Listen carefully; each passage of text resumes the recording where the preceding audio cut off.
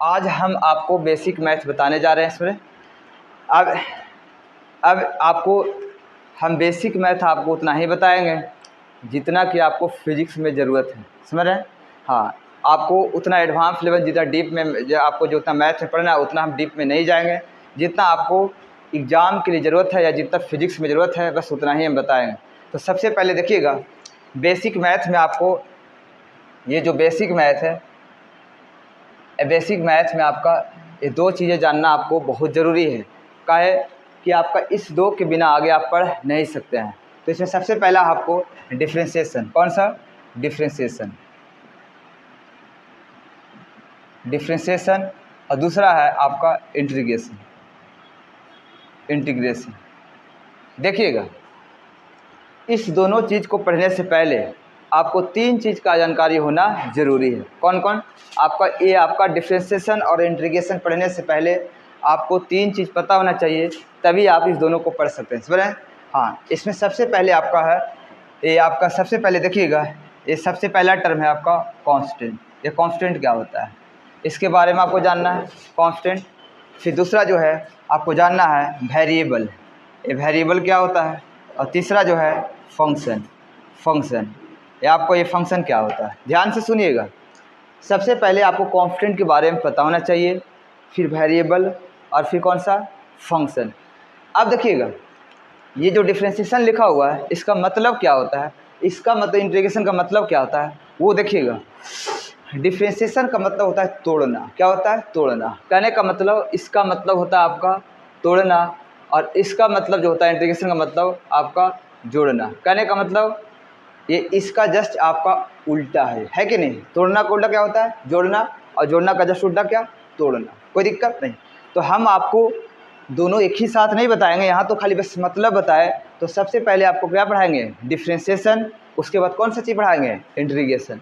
तो आपको इस दोनों को पढ़ने से पहले आपको इस तीन चीज़ का पता होना चाहिए, तभी आगे पढ़ सकते हैं। तो देखिएगा, सबसे पहला टर्म आया आपका कांस्टेंट। तो कांस्टेंट क्या होता है?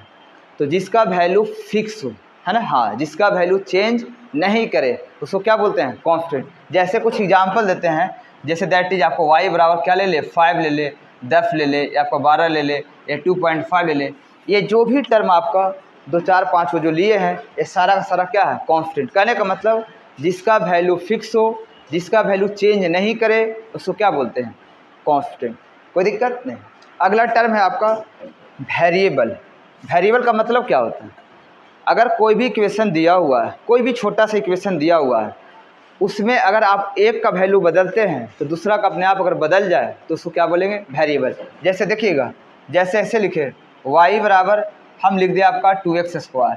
तो है क्या ना कि जैसे जैसे आप x का वैल्यू बदलिएगा तो y क्या हो जाएगा? बदल जाएगा। कैसे? जैसे अगर आप x बराबर 0 पुट करते हैं यहाँ पे, तो y बराबर कितना आ जाएगा? 0 का है, 0 का स्क्वायर, 0 इंटू समथिंग क्या आ जाएगा? 0 आ जाएगा। अगर आप x बराबर 1 पुट करते हैं तो y बराबर कितना आ जाएगा? 2 आ जाएगा। तो कहने का मतलब कि जैसे जैसे आप एक का वैल्यू बदले दूसरा का अपने आप क्या हो जाए? बदल जाए। तो इस तरह का जो भी आपको इक्वेशन रहेगा उसको क्या बोलते हैं? वेरिएबल। कोई दिक्कत नहीं। आगे सुनिएगा, आगे बात आता है फंक्शन। तो फंक्शन किसको बोलते हैं?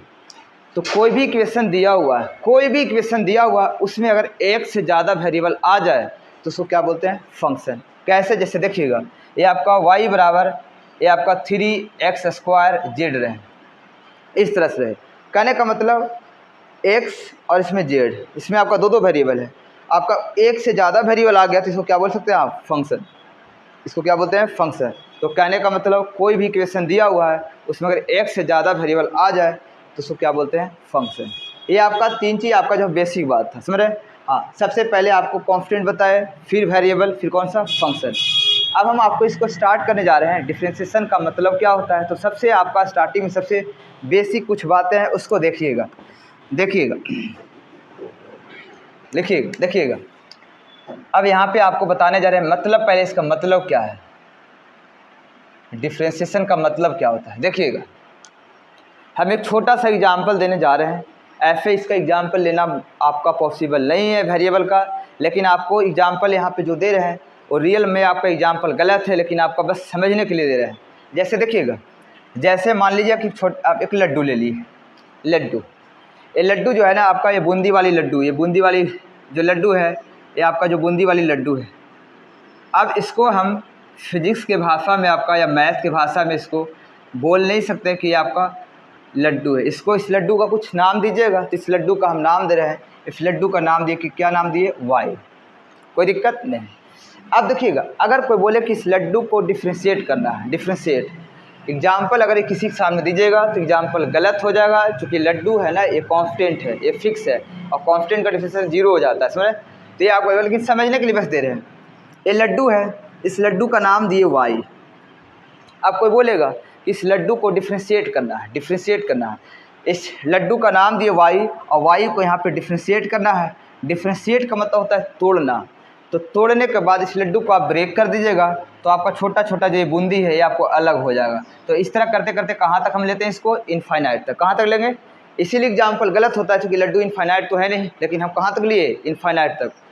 तोड़ने के बाद ये सबसे जो छोटा पार्ट हुआ, ये सबसे छोटा पार्ट, ये जो बूंदी है ये वाला है, इसी का नाम है डी वाई। डी वाई कहने का मतलब वाई का सबसे छोटा रूप डी वाई।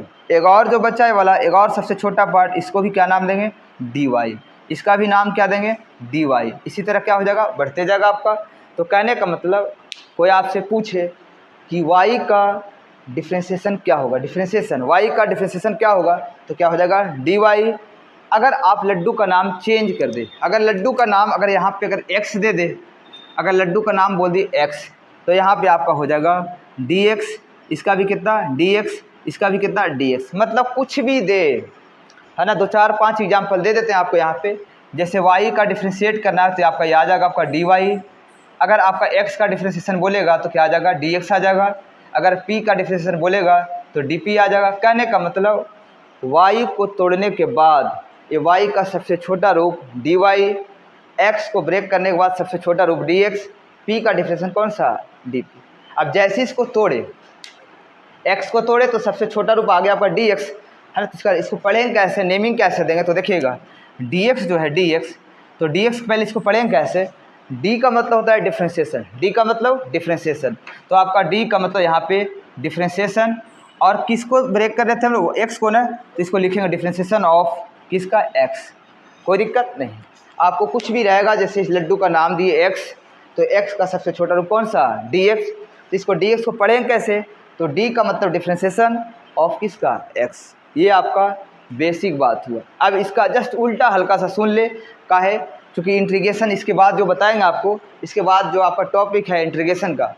तो इंटीग्रेशन का मतलब होता है जोड़ना। क्या होता है, जोड़ना। तो इस लड्डू को ब्रेक किए तो आपका डी एक्स आया, तो इंटीग्रेशन का जस्ट उल्टा होता है जोड़ना, समझे। हाँ, तो देखिएगा, जोड़ने के लिए हम लोग 2 चीज़ यूज करते हैं। मैथ में, आपको मैथ में बोला जाए चाहे फिजिक्स में बोला जाए, 2 चीज़ यूज करते हैं। पहला जो टर्म होता है आपका, पहला ये आपका होता है समेशन, इसको पढ़ते हैं सिग्मा।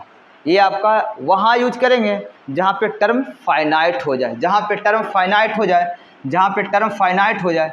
जैसे आपको 1 से लेकर 10 तक जोड़ना है, 1 से लेकर 10 तक जोड़ना है, 10 से लेकर 12 तक हमें जोड़ना है। मतलब आपका जहाँ पे टर्म फाइनाइट हो जाए वहाँ पे यूज करेंगे कौन सा, समेशन। और अगला जो है दूसरा टर्म जिसके बारे में, ये आपका इस तरह का जो सिंबल देते हैं, आपका इस तरह का जो सिंबल, यही सिंबल है इंटीग्रेशन का। ये वहाँ यूज करते हैं जहाँ पे टर्म इनफाइनाइट हो जाए, इनफाइनाइट हो जाए, वहाँ पे क्या यूज करेंगे, इंटीग्रेशन। जोड़ने के लिए हम लोग 2 चीज़ यूज करते हैं।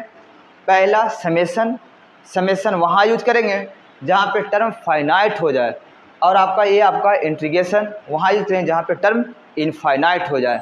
तो देखिएगा, इस लड्डू को जो ब्रेक किए थे तो ये आपका D x plus D x plus D x plus कहाँ तक जा रहा है, इनफाइनाइट पे। तो अगर आप इसको, अगर आपको अगर ऐसे बोल दे, देखिए इंटीग्रेशन, अगर इसको डी एक्स को इंटीग्रेट करना है तो आप ऐसे लिख सकते हैं D x plus D x plus D x, और कहाँ तक जाएगा आपका, इनफाइनाइट तक। तो ये आपको बार बार जो प्लस प्लस प्लस ऐसे लिख रहा है, ऐसे न लिख करके एक हम लोग सिंबल देते हैं। क्या देते हैं, सिंबल। ये आपका इस तरह का एक सिंबल देते हैं, इसी का नाम है इंटीग्रेशन। तो इंटीग्रेशन ऑफ डी एक्स लिखिएगा तो यही आपका एक्स आ जाएगा, है ना।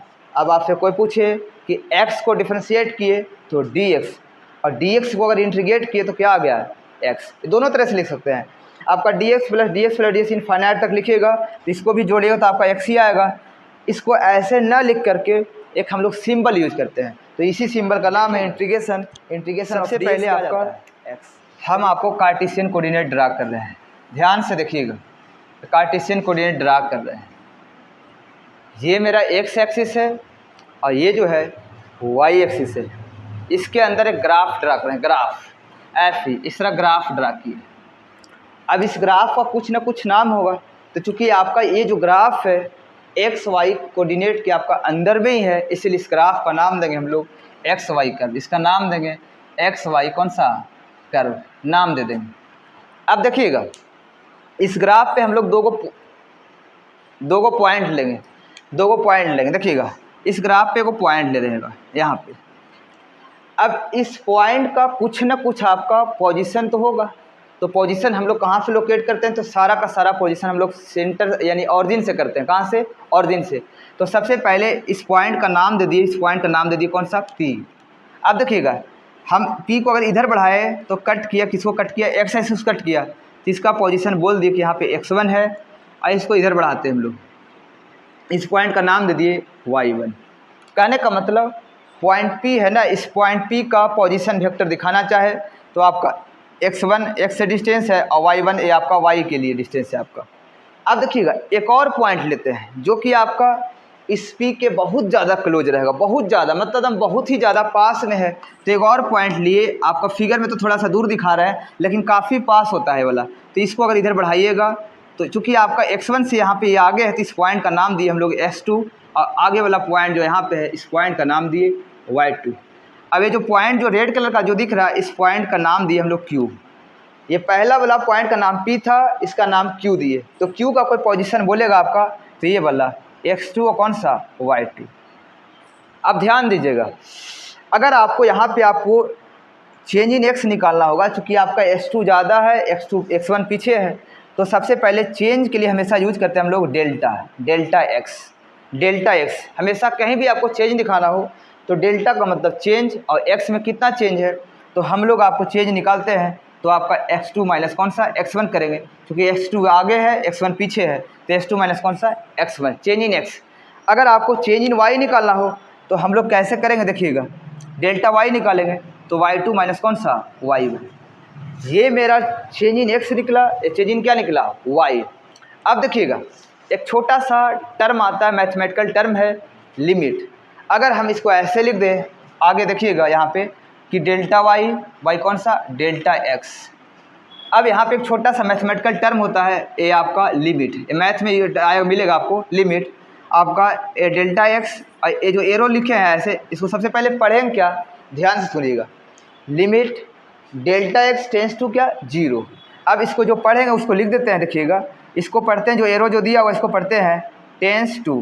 कहने का मतलब सबसे पहले इसको पढ़ेंगे कैसे वो देखिए आप, limit delta x tends to 0। इसका मतलब क्या होता है, इसका मतलब ये होता है कि आपका जो चेंज इन x है वो 0 ना हो करके अगर करीब करीब 0 के बराबर हो जाए, इसी को बोलते हैं टेंस टू। समझ रहे, हाँ। कहने का मतलब चेंज इन x जो है, चेंज इन x वो 0 ना हो करके करीब करीब 0 के बराबर हो जाए, तो उसको बोलते हैं टेंस टू। जैसे एग्जाम्पल देखा जाए तो देखिएगा, अगर मान लीजिए 1 रुपया अगर ले लिए, और 1 रुपये को अगर 1 करोड़ से डिवाइड किया जाए, 1 करोड़ से या 1 लाख से डिवाइड किया जाए, तो कहने का मतलब 1 अगर रुपया ले लिए, उसको अगर 1 करोड़ से डिवाइड करिएगा तो आपका बहुत छोटा आएगा। ये वैल्यू डिवाइड करने के बाद ये वही वैल्यू को आपका करीब करीब किसके बराबर आएगा, 0। कहने का मतलब एक नंबर ले लिया, कुछ भी ले लिए, उस पर 1 करोड़ या 1 लाख से डिवाइड करिएगा जो भी नंबर, तो आपका बहुत छोटा आएगा। समझे, हाँ। कहने का मतलब इस तरह के वैल्यू को क्या बोलते हैं, टेंस टू। कहने का मतलब delta x change in x है वो 0 ना हो करके करीब करीब 0 के बराबर हो जाए, इस तरह के वैल्यू को बोलते हैं टेंस टू। तब होता क्या, यहाँ पे देखिएगा ये जो डेल्टा है वो कन्वर्ट करता है, किस में कन्वर्ट करता है, डेल्टा कन्वर्ट करता है d में, और ये y है तो y रह जाता है। यहाँ भी डेल्टा कन्वर्ट करता है d में, और x है तो x रह जाता है। तो अगर आपका चेंज इन y है और y चेंज इन x है, इसमें लिमिट लग जाए, लेकिन जो आपका जो नीचे वाला वैल्यू जो डेल्टा x दिख रहा है वो 0 ना हो करके करीब करीब 0 के बराबर हो जाए, तो इस तरह के वैल्यू को बोलते हैं टेंस टू 0। तब ये आपका चेंज करता है। जैसे कि एग्जाम्पल दिया जाए, जैसे आप खाते हैं, मान लीजिए कि आप खाते हैं 5 रोटी 6 रोटी खाते हैं और आपको 6 रोटी न दे के आपको बहुत ही कम क्वांटिटी में रोटी का एक छोटा सा पार्ट दिया गया, तो आपका भी थोड़ा सा कुछ ना कुछ आपका चेहरा या तो एक्सप्रेशन चेंज कर जाता है। समझने का है, क्योंकि जितना आपको चाहिए उतना मिला नहीं तो थोड़ा सा आपका चेंज हो जाता है। तो यहाँ भी ये वैल्यू है ना, ये जीरो ना हो कि काफ़ी आपका करीब करीब जीरो के बराबर है, तो यहाँ डेल्टा चेंज कर जाएगा किस में, डी में। तो डेल्टा आपका डी और वाई है तो वाई रह गया, और यहाँ भी डेल्टा डी में एक्स। अब देखिएगा, कई लोग इसको सोचेंगे कि नहीं इसको डी से डी कैंसिल कर देंगे, ये कभी कैंसिल नहीं होगा। काहे, ये y का सबसे छोटा रूप है और ये किसका है, x का सबसे छोटा रूप है।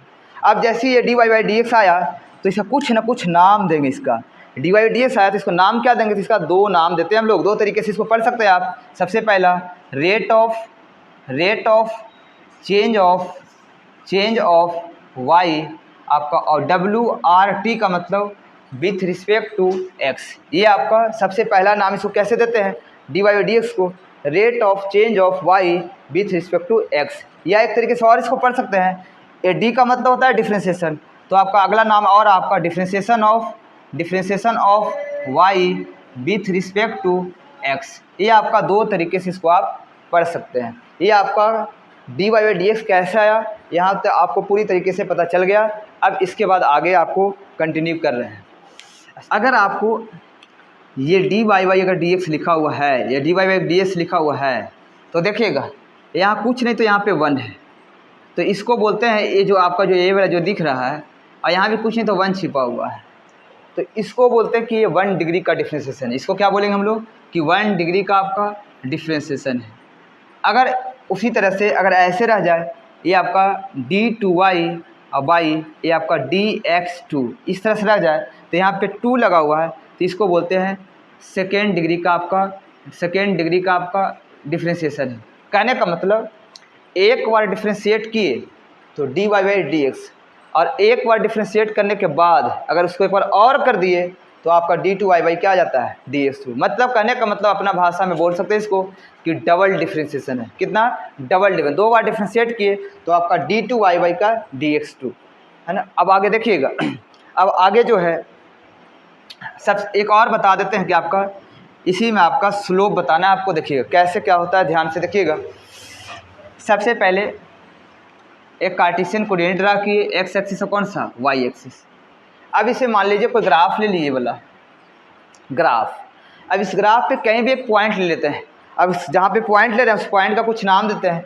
अब देखिएगा इस ग्राफ पे कहीं भी एक पॉइंट ले, इस पॉइंट का नाम दे दिए P। अब ये जो पॉइंट P लिखी है यहाँ पे हम लोग आपका टेंजेंट डाल देते हैं, टेंजेंट है ना। क्या डाल देते हैं, टेंजेंट। तो टेंजेंट का मतलब होता है कि बस ग्राफ को टच करते हुए आगे बढ़ा दीजिए आप, इसी को टेंजेंट बोलते हैं। ये टेंजेंट क्या डाल दिए, टेंजेंट। देखिएगा ऑरिजिन से आपका बढ़ा दिए, बस इस पॉइंट जहाँ P लिए थे उसको टच करते हुए आगे बढ़ा दिए। तो इस ग्राफ पे जो ब्लैक वाला जो दिख रहा है इस पर टेंजेंट डाला हुआ है।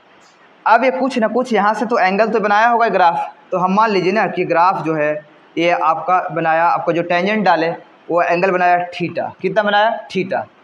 तो कभी भी अगर स्लोप निकालना हो, स्लोप, ये स्लोप, तो स्लोप को हम लोग आपको इसको नोटेशन दिखाते हैं स्मॉल m से, और m बराबर जो होता है आपका tan थीटा।